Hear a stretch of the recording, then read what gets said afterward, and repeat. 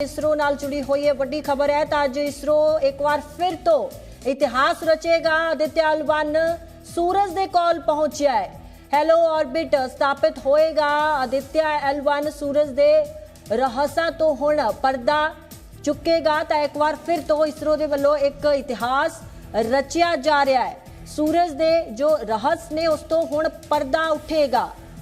Aditya L1 सूरज के कोल पहुंच गया है, जिसकी जानकारी हुण इसरो के वालों सारी इकट्ठी की जाएगी।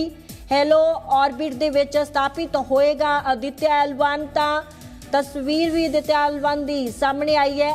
तो इसरो एक बार फिर तो इतिहास रचन जा रहा है। सूरज के जो रहस्य ने उस दे उपरों आदित्य एल1 पर्दा चुकेगा।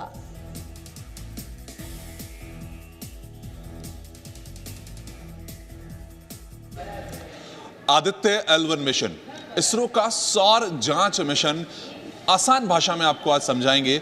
और उसके लिए हम पहुंचे हैं दिल्ली के इस वक्त प्रधानमंत्री प्लानिटोरियम में।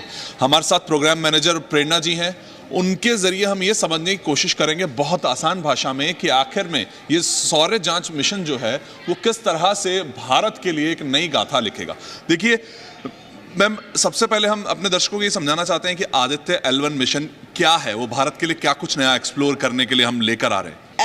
L1 मतलब लैग्रांज 1 पॉइंट, ऐसे 5 पॉइंट हैं L1, L2, L3, L4 and L5।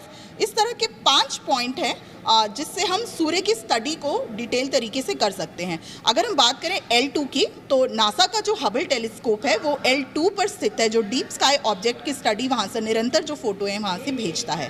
अब बात रही L4 और L5, क्योंकि ये सूर्य से एक निर्धारित दूरी से ज़्यादा दूरी पर हैं, तो इन दोनों पॉइंट्स पर ये डिटेल स्टडी जो है वो पॉसिबल नहीं है। इसके अलावा L3 जो है वो उसके पीछे है और काफ़ी दूर है। तो अब सिर्फ L1 एक पॉइंट बचता है जो काफ़ी सेफ है और सूर्य से एक निश्चित दूरी पर स्थित है, जहाँ पर हम सूर्य को निरंतर तौर पर स्टडी जो है वो कर सकते हैं।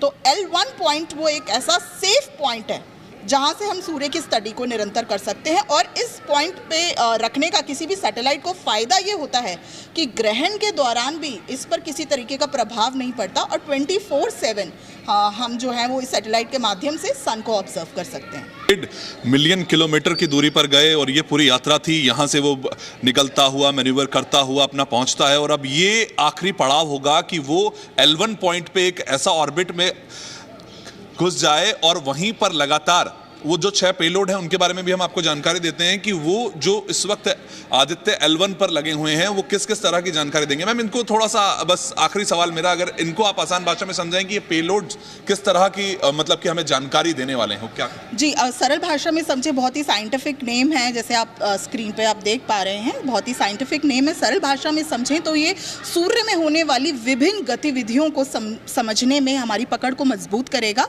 जिसमें emission of light, coronography, photosphere, chromosphere, किस तरीके के एक्सरेज पार्टिकल्स जो हैं वो ट्रांसमिट करता है सन, साथ ही साथ विंड, जो सोलर विंड निकलती है वो हमारे स्पेस वेदर के लिए साथ साथ अर्थ के लिए बहुत ही डेंजरस हो सकती है, बिकॉज अगर वो अर्थ पे हिट कर जाए तो हमारा पूरा कम्युनिकेशन सिस्टम और पावर ग्रिड एक ही बार में पूरे बिल्कुल बंद हो सकता है। सो इसको समझने में आदित्य एल1 बहुत अहम भूमिका निभाएगा। साथ ही साथ आगे आने वाले सोलर एटमॉस्फेयर, सोलर वेदर की अगर हम बात करें, स्पेस वेदर की हम बात करें, हम उस पर हमारी पकड़ को और समझ को बेहतर करेगा और इस तरह के आने वाले खतरों से हमें टाइमली इंटीमेट करेगा, ताकि हम अपने सैटेलाइट को उस जगह से हटा सके या किस तरह की इंफॉर्मेशन वो हमारे साथ शेयर कर सके, इसमें हेल्प करेगा।